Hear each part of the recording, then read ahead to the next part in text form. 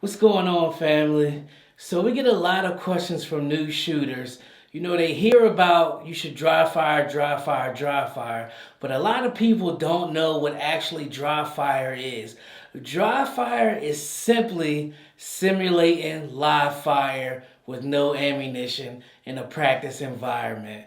So what I like to do and what I like to recommend to new shooters, simply take your clear firearm, make sure there's no ammunition in the room, find a target in your room, such as a door handle, a light switch, or something like that. Simply work on your sight picture and your sight alignment. Sight picture, sight alignment.